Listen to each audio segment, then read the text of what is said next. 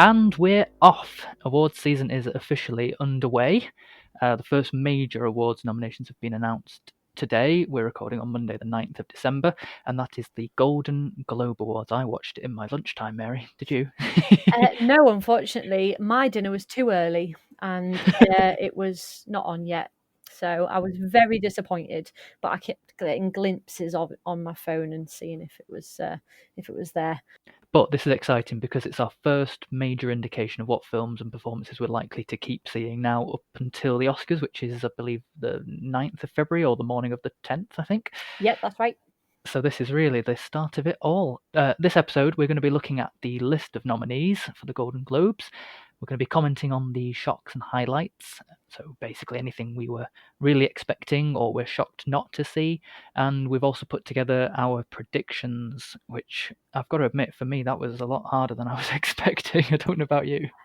For me, I feel like the first 3 or 4 of every category was fine. It's that last one because there's so many other ones that it could be, and you're trying to narrow it down to that last place. Yeah.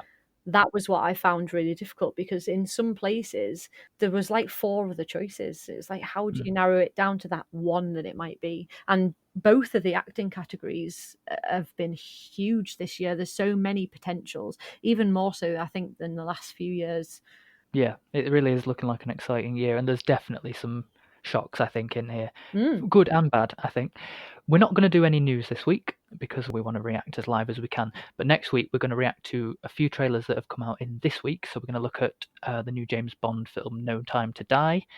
Wonder Woman 1984 has had a new trailer. The sort of sequel slash Remake. reboot of Ghostbusters, which has now been called Ghostbusters Afterlife. A little bit of a cliche title. And Mulan got a second trailer this week as well. So we're going to talk about them next time. So keep your ears and eyes peeled for that. But we want to jump straight in and talk about these nominations. These are fresh off the press.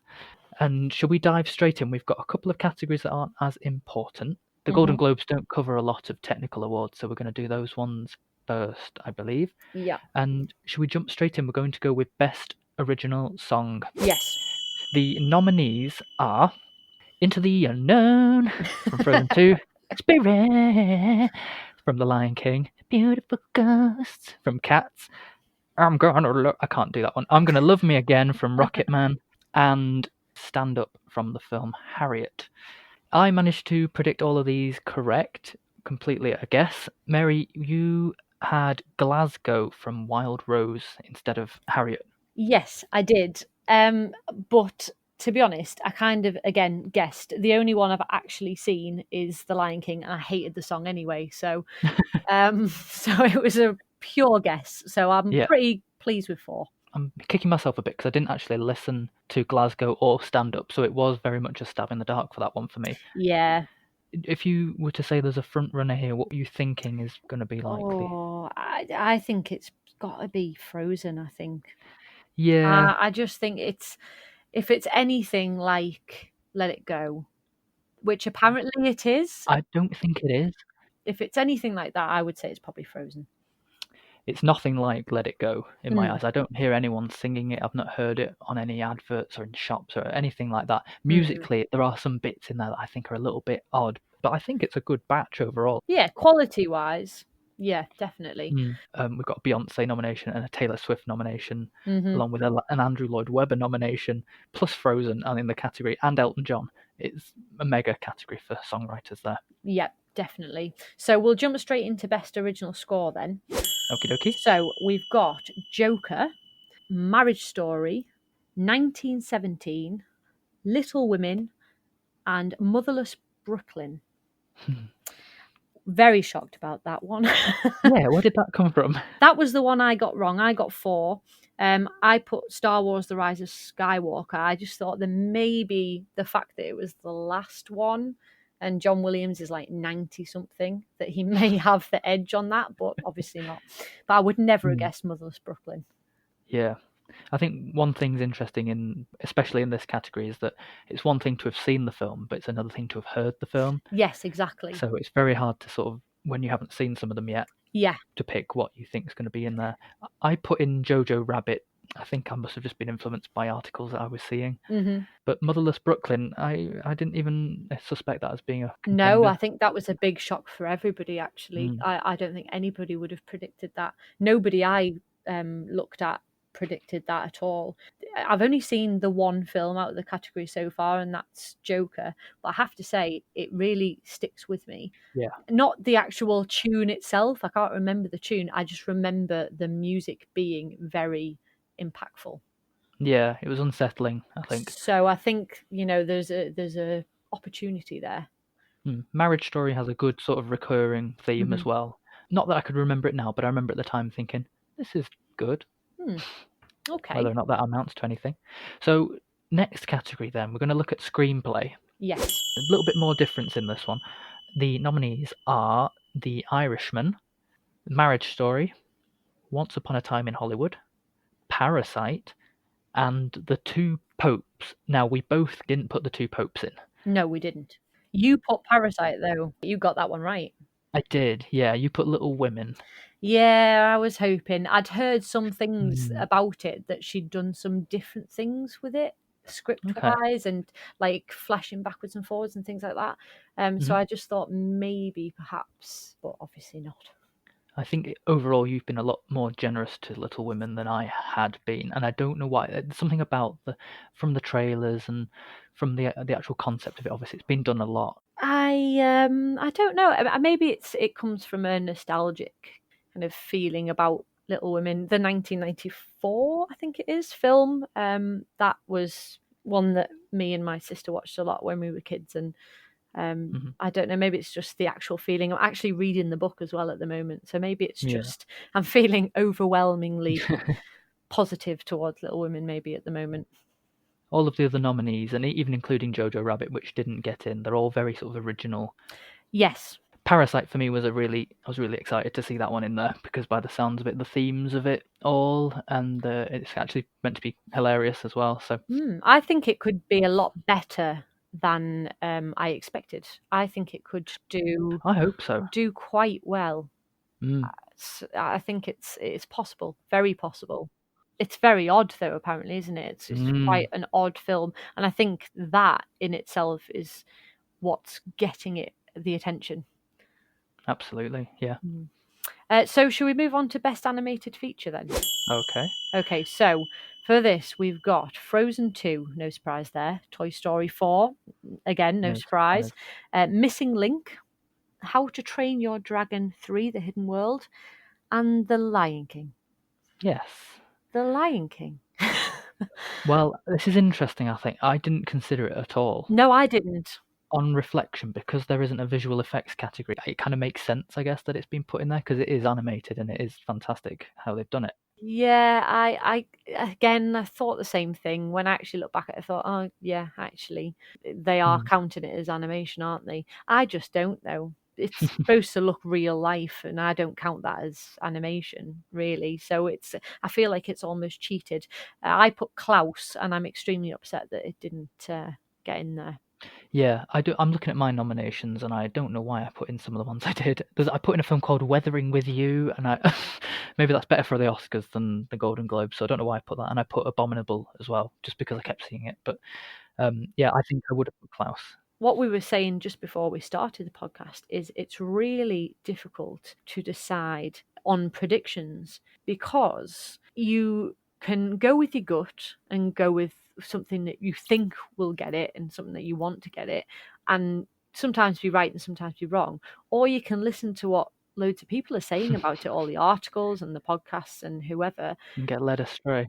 Yeah, and led astray, yeah, and get it wrong. So Yeah. it really is. It's hard. I think the Golden Globes famously have some odd choices sometimes. Yeah. They don't follow the crowd with a lot of them.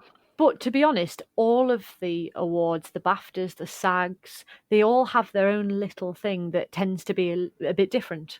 The BAFTAs in particular is very British. Yeah, exactly. They all tend to have that thing that goes off on its own a little bit, off the main path that leads towards the Oscars. It gets quite political there. It's an interesting one. One category then that's looking Well, I think we're seeing the main players here is the best foreign language film, or what will be known as the international film for the Oscars. Yeah. The nominees here were Parasite, which I am very happy about. I'm sure it will win. Pain and Glory, Portrait of a Lady on Fire. Lots of P's in this one. The Farewell, which we weren't sure was going to be in this category or not. And I assume it's a version of Les Miserables, but I don't actually know. I don't either. I really don't know. I can only assume. This is the category I'm most upset about, because I actually had The Farewell in my category for a few days, and I kept reading about this Ep.6 film, and I took it out and put that in instead. So I'm so annoyed because I could have got all 5. Yeah, well, I put Ep.6 in, but because I already had The Farewell, it was Les Miserables that I missed out on. So I think this is the only category where we've missed out on one of the nominees because we didn't pick one of each other's. Yeah, exactly. Yeah. I'm really rooting for Parasite here. Yeah, I agree with you. I think it's like Roma last year. I think it's got the win in the bag, really. Yeah, a lot of buzz. Yeah, absolutely. Love it.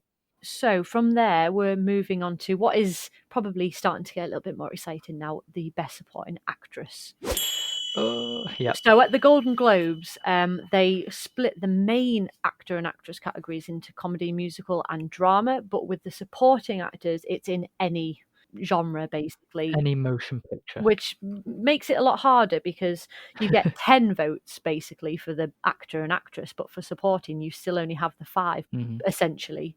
So the Best Supporting Actress nominations were Laura Dern for Marriage Story, Jennifer Lopez for Hustlers, Margot Robbie for Bombshell, Annette Bening for The Report, and Kathy Bates for Richard Jewell. I did not see this coming. No, I didn't at all. I got 3 for this one. I also got 3. Yeah.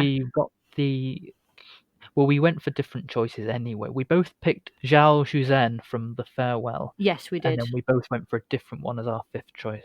I went for Scarlett Johansson in Jojo Rabbit, and you picked Florence Pugh for Little Women. Yes. Now, the Critics' Choice actually nominated Scarlett Johansson in Jojo Rabbit. So I can see why you went for that. And Florence Pugh, I can't remember if she was there for the Critics' Choice. I can't remember. No, I can't remember. But I have heard that there's some differences being done with her character. Of all the supporting roles, they're saying that she's kind of the standout there. We haven't seen it, obviously, so we don't. And I don't even know the story, so I don't know who she's playing. She's playing Amy, the youngest. Okay. Who's probably apart from Joe, she's probably the most outgoing. So it's an interesting part, and if they've done different things with it, it'll be interesting to see what they've done. So I'm a little bit upset that she hasn't made it. However, Annette Bening and Kathy Bates are both very good actresses, so you can't really, great actresses. Yeah. Be upset about that. I can't wait to see The Report. In a roundabout way, I'm glad that they're nominated because these will be the only nominations for The Report and for Richard Jewell. So yeah, probably it makes an excuse to go and see those ones, if that makes sense. Yeah, it's getting the name out there of the film, isn't it? Giving it a little bit more buzz. I have already seen The Report, and Annette Bening's fine, I think, in it. She's good, but I wasn't really focusing on her. The story itself is a bit more. Yeah. You want to watch that rather than watch the performances. Yeah, Kathy Bates never does a bad role, I don't think, though. So that's going to be interesting to see. Whether it's worthy is another question, but I've never seen her do a wrong turn, really. So that'll be good to see. Apart from when she stole the Oscar from Julia Roberts.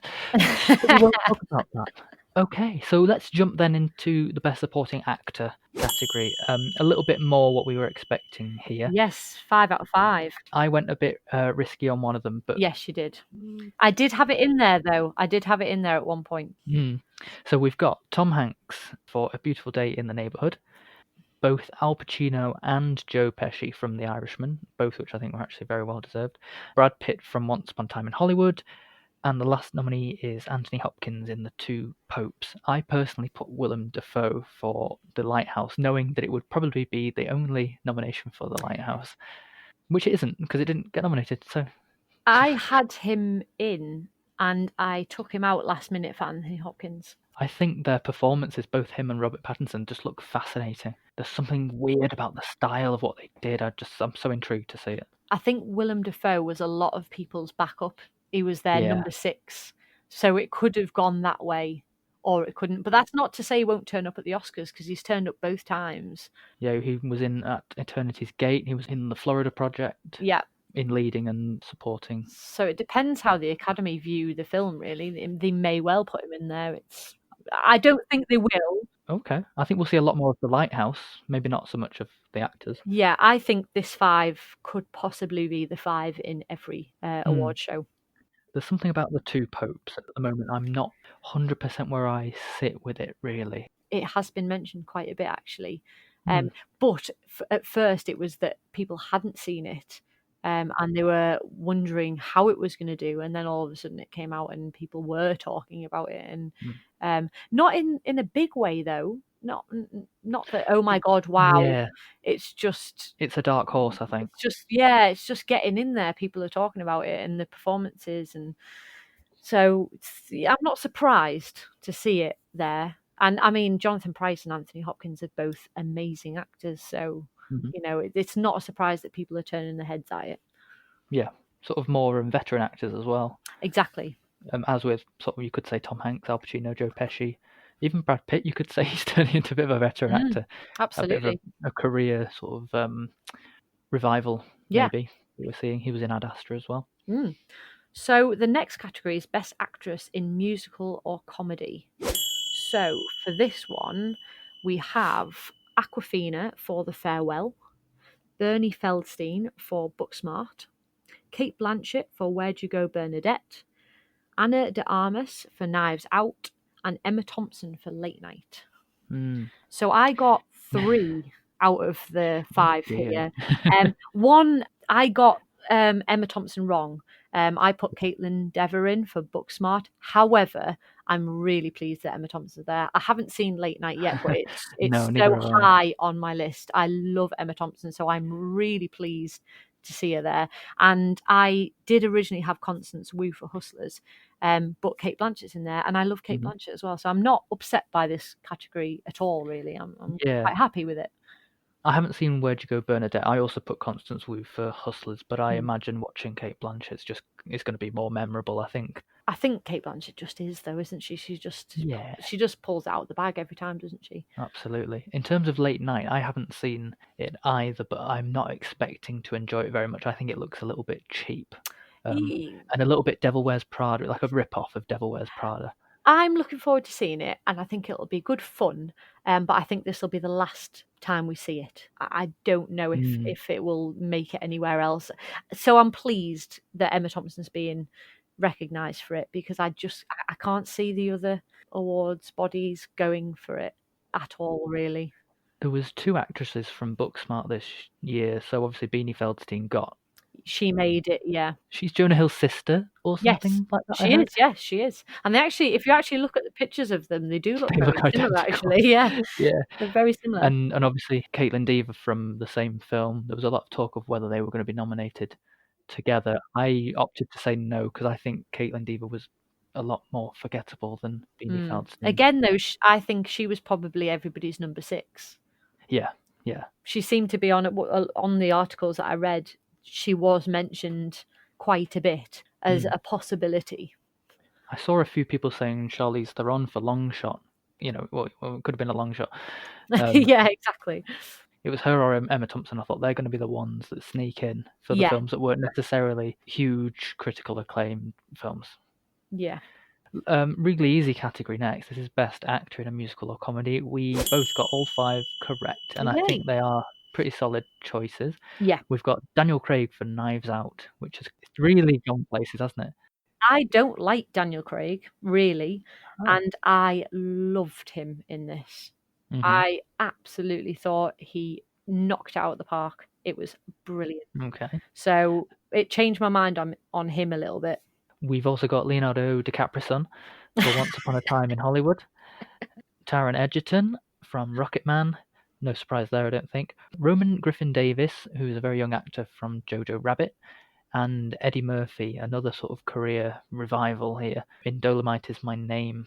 I am very surprised that an actor of this age, Roman Griffin Davis, has got in with these guys in here. Yeah. I sort of had a space here. At first, I didn't know whether Adam Sandler was being considered for this for Uncut Gems. It turns out they were going for drama in the end. Yeah. And the only other option, I think people were saying Himesh Patel for Yesterday. Yeah, it was a bit short, this one. I think of all the categories, the actor categories anyway, this was the one where it was a little bit short of Yeah, people. had a space. Yeah. Yeah, interesting. But yeah, nothing much to say there. I'm quite pleased with those. I've seen most of them. Have you seen Dolomite yet? Yeah, I've seen Dolomite Is My Name. I really enjoyed him in that. Is it worthy of a nomination then? Yeah, I think so. Yeah.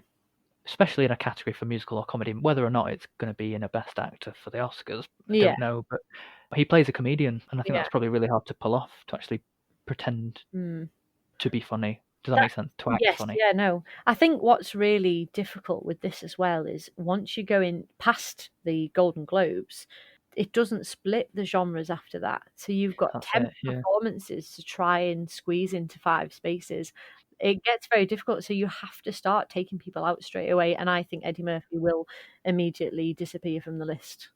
Fair enough. It's one of those where I think if you look at the pattern, it tends to be that the majority of the dramas get in, and maybe 1 or 2 of the musical comedies, if they're good enough, will sneak in. Yeah, I reckon we won't see Taron Egerton at the Oscars. Looking at what's coming up in drama, I don't think there's a space there. Yeah, not this year. I think it's too strong in drama this year. I think Mm. for maybe even any of them really to get in. They've kind of done it recently with Rami Malek, very similar Yeah, film. Obviously, Bohemian Rhapsody was miles better, yeah. in my eyes.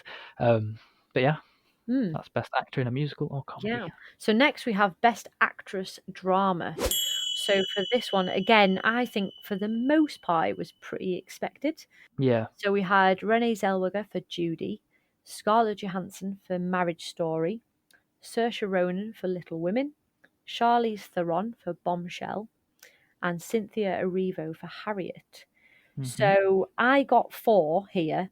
I maybe as a risky pick went for Lupita Nyong'o for Us. So did I. I so wanted to see her here. Yeah, I saw her appear at the Critics' Choice nominations, Yes. and I Yeah, just she did. thought, "Ooh, maybe people are looking at this." Mm. But maybe it's just because Critics' Choice cover so many more genres in there, and maybe it's just that. Yeah, I considered taking Saoirse Ronan out of this category. I don't think, again, from looking at the trailer and from what I know of the film, I wasn't expecting amazing things from her performance. I thought maybe we would see Lupita and Cynthia Erivo I think both it in that. depends what they do with Little Women. I'm really looking forward to seeing it. I'm going to see it on Boxing Day with my sister. It's not the one of all these that I'm hearing anyone talking about, though. No, it's just not her year. Again, unfortunately, it's just she does amazing performances in pretty much everything she does, but she just never looks out. She never has the strongest in the category. They're great roles, but again, it's just not her year. Mm. So, looking ahead then to the next category, Best Actor in a Drama, I think there was one big snub in here.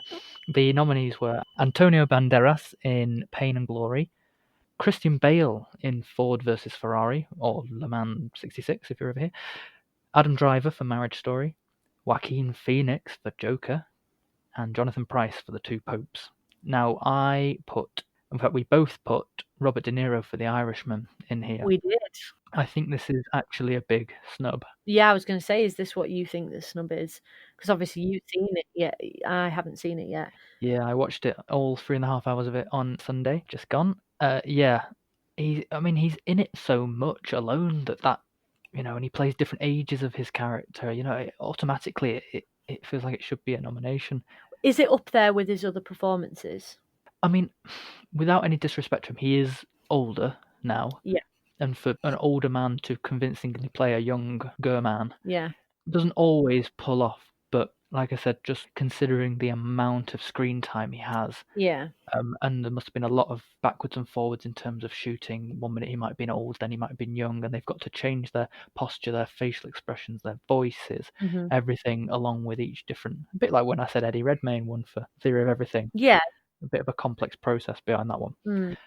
Christian Bale, he does look good in Ford versus Ferrari. I haven't seen it. Lots of people mentioned him. It's actually Ford versus Ferrari is getting a lot more talk than I would have expected for the type of film it looks to be. Well, the Golden Globes quite famously nominated Rush for their Best Picture drama, I think, one Yeah. year, and I heard a few people saying, were they going to do the same because they like this kind of film? Mm. Ultimately, Ford versus Ferrari doesn't appear anywhere else, nowhere else on these nominations.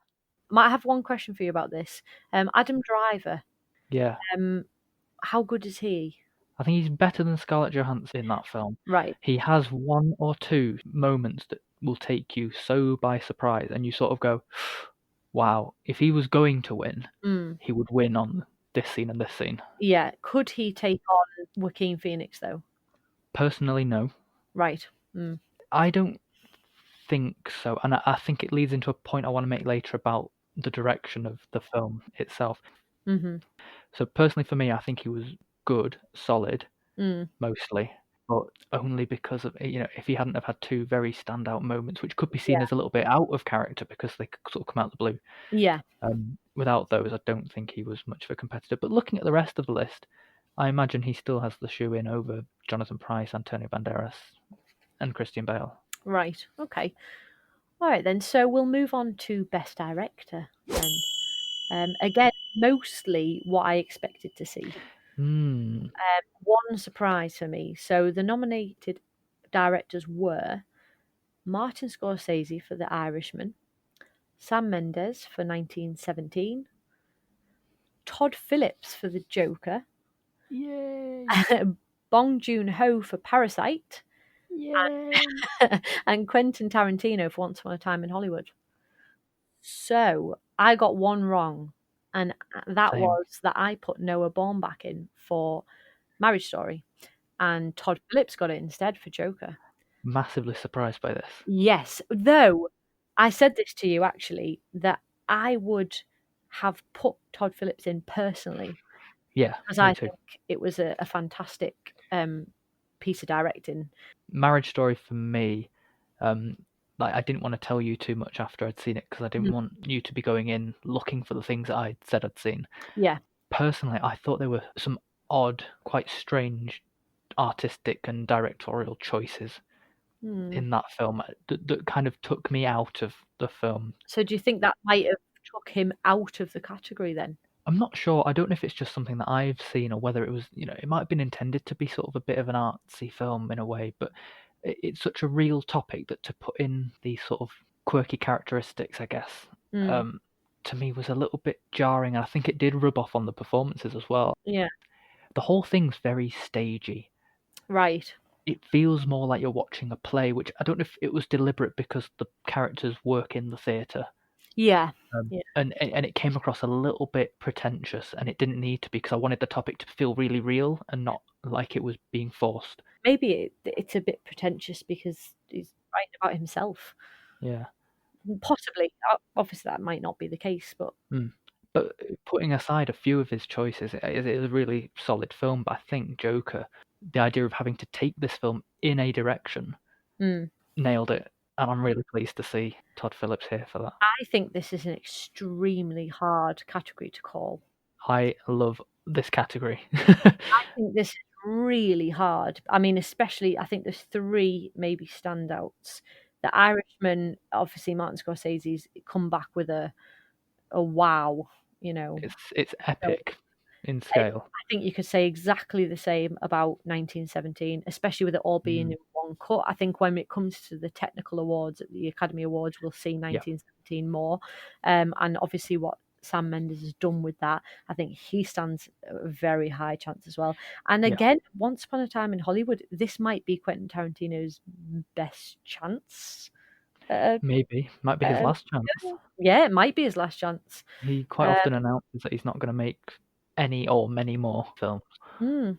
It's just such a strong category. I think this is going to be really hard to call.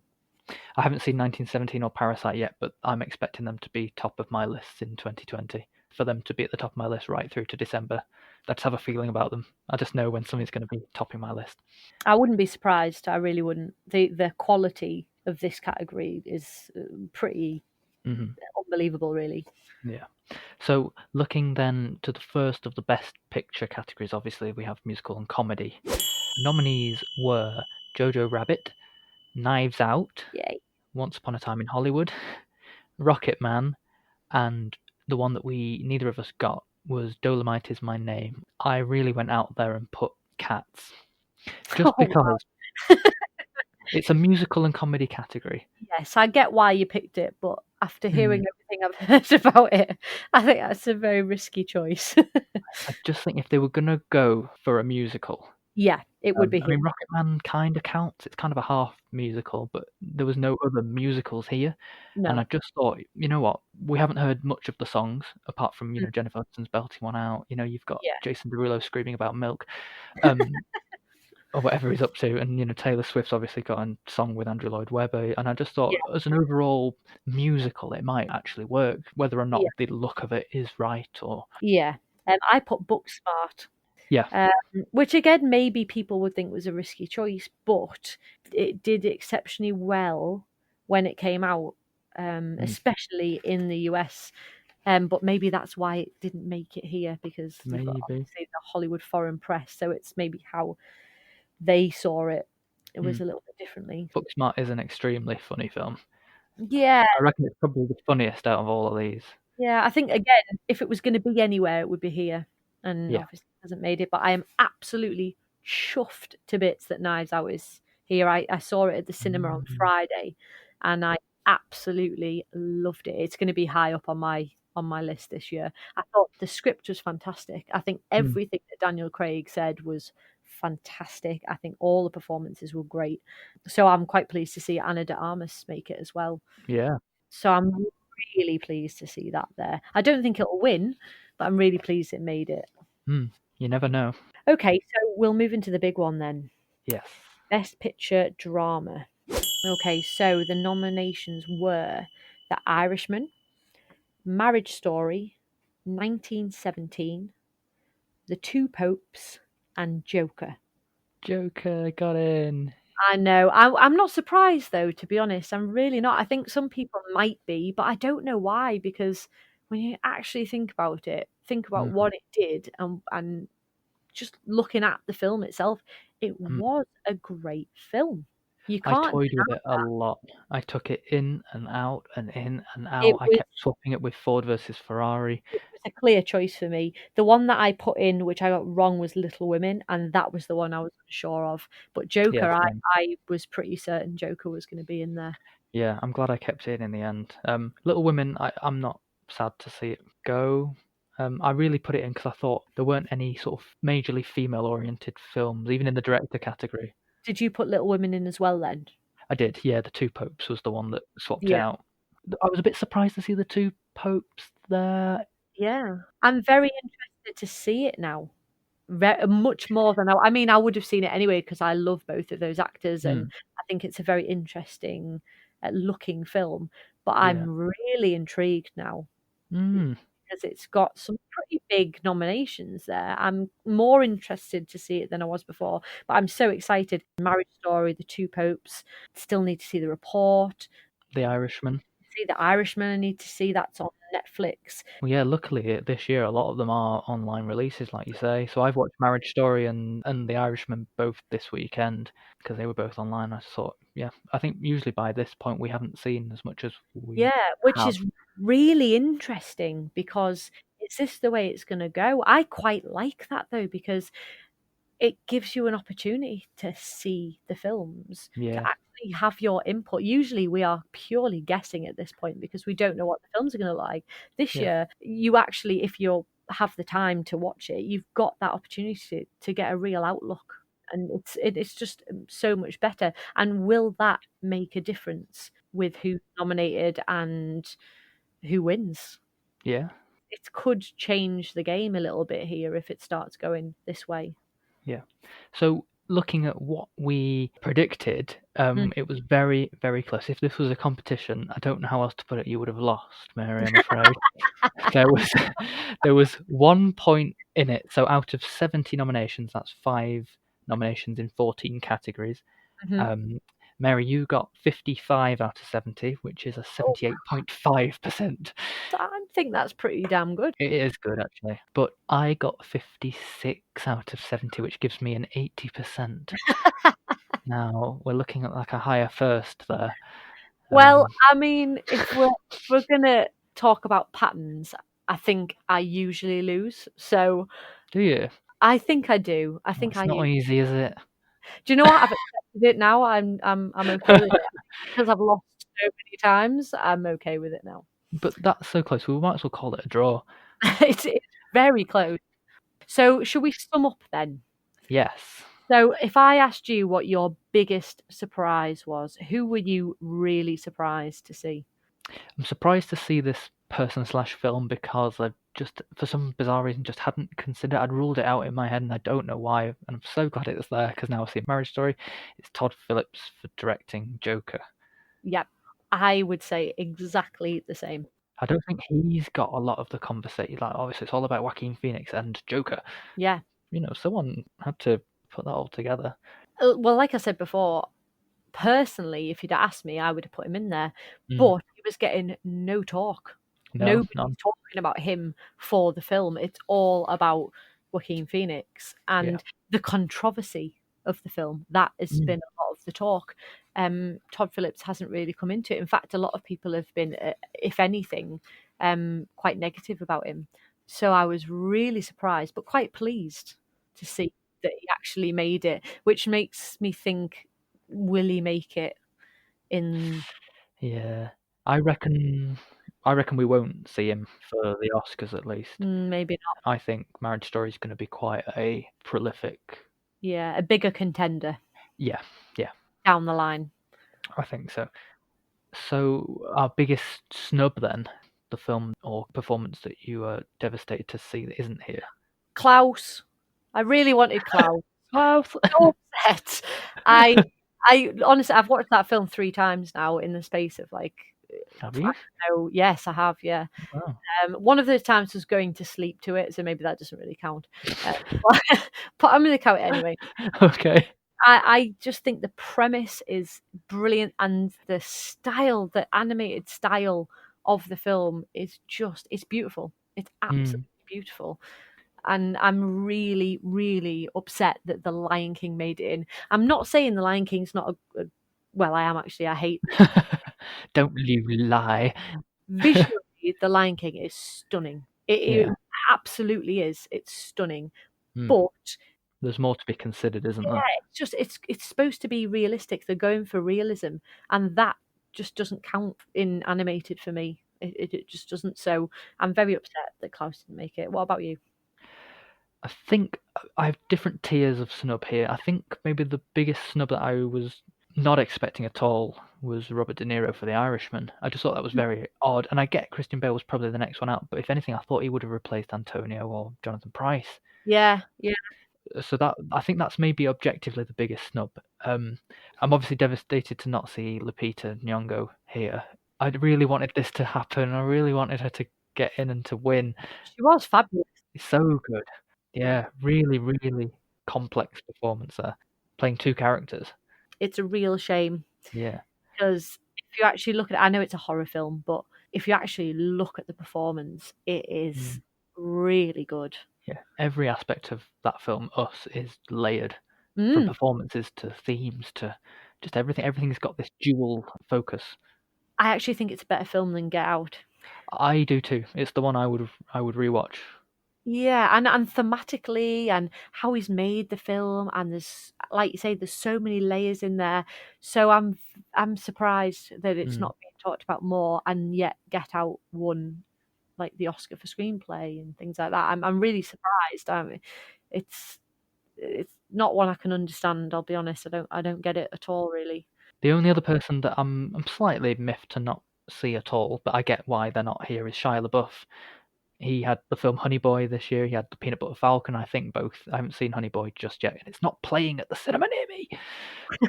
Yeah, I think 2 really strong performances. I think he's sort of making a bit of a move now towards being a more serious and mature actor, and I think from what I've seen so far, he's doing a great job. So to not see Lupita and Shia LaBeouf here, Yeah, but I think Robert De Niro's the big snub. I don't think there's anybody that I wanted to see that isn't here really in terms of people. I'm not upset by anyone, not off the top of my head anyway. I can't think of anybody that I'm like, oh my God, why are they not here? Klaus. Just Klaus, yeah. I'm Just very Klaus. upset about Klaus. On the whole, I think it is a really good lineup. Yeah, we've got a lot of variety there actually as well. Yeah. This year for me, I mean, the last, God, I'm probably going to go last 5 years or so. The collection of films, the ones that are repeated and you see them, all the way through the award season, have just not been a strong draw for me personally. They're not films that I would go back to. There's very, very few. Spotlight, one that I've watched quite a few times. I really enjoyed that one. That stands out. But we're going back all the way to, I think, was it 2014 with the Theory 14. of Everything and Yeah, The Imitation Game. That year I loved. I thought there was so many films yeah, in there that I really enjoyed. This year I really do think I haven't seen the films yet, but I'm actually really excited to see the films, which yeah. I haven't been for probably the last 5 years. This is a really good batch. Now, it's funny you say 2014 because we usually recommend a film, and I have picked one from that year. Oh, it's like you knew. I know. So I've picked a film that in the Golden Globes that year, it actually won the Best Picture Drama. It didn't go on to win the Oscar. At the Golden Globes, it also won Director for Richard Linklater. It won Supporting Actress for Patricia Arquette. Was nominated for Screenplay and was nominated for Supporting Actor for Ethan Hawke. And that's Boyhood. And it's fascinating, I think. It was filmed over 12 years and they met up for a couple of weeks every year and filmed a little bit extra. And then you watch almost in, I say real time, but It's crazy to watch it. yeah, I love films that are kind of like a bit of a risky experiment. This one paid off. Definitely. Yeah, watching it back, I think it's not as impactful as the first time you watch it, but I just remember thinking, God, what a great idea. And it's almost documentary. Yeah. Oh, it is. You believe that they're real people because you are watching them literally grow up. There's something just sort of fascinating and really unique about that. So Boyhood is my recommendation of this week. That is a very good recommendation. Well, mine is probably going to be no surprise because I've already raved about it twice, 3 times, and that is Knives Out. It's still out at the cinema, so you can go and see it. It was just so much fun. It was so much fun. The script was fantastic. Every actor in it was really good.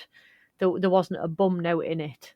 I think everyone performed so well. Christopher Plummer actually was quite a standout for me. There was just one scene. He didn't say anything. It was just a look. And I just thought, wow, that's good acting. That Yeah, I was he's always really, been good. I just loved it. I really did. And like I said, Daniel Craig is I'm just not interested at all. But this, I just thought, oh, he's hamming it up. He's loving it. It was just brilliant. It's so worth a watch.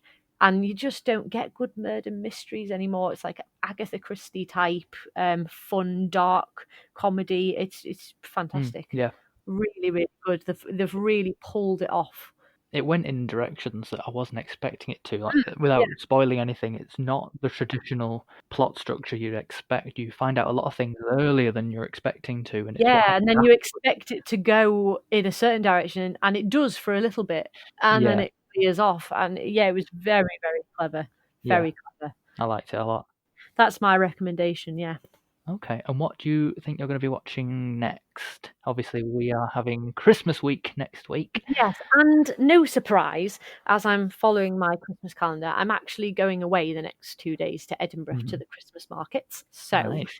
I'm going to try and get a film in tonight, and that will be Fred Claus, because that's the next one on my list. Ah, cool. I think we'll talk about it next week a little bit more, but I haven't seen a lot of the films that have any clause in the title. Terrible. Terrible. How old are you? I'm going to try. I've written that officially now Die Hard will be it will be watched in this week so that I can comment, and I will watch Klaus as well for you. I might give you some homework. I might write you a list of must watches for next week, because next week How old am I? How old am I? Old enough, but not too old for homework. Okay. I think I might write you a list, because next week is Christmas week. This is my big week. This is my forte. This. You go to town, Mary. Yes, You do I it. will. I'm going to make you some homework. I think I actually will do that. I'm going to make you a list. Thank you very much. Yeah, so as we've said, coming up next week, it's Christmas. And where can you find us? We're on Facebook and YouTube, CineChat Podcast. Instagram at CineChat_official, Twitter at CineChatPod, and you're probably already listening on Spotify, iTunes, or Spreaker. Our email address is. Don't do this to me. I usually have it in front of me and it's not. Unbelievable. It's cinechatofficial@gmail.com. We got there. Yay! Amazing. Sorry, I had a mental block. It's been a long day. Oh, well, yeah. We should mention we're recording on a Monday after work, people. It's dedication. It definitely is. Yeah. So that's episode 6. We'll see you next week for Christmas episode 7 of the CineChat podcast. Good day. Bye.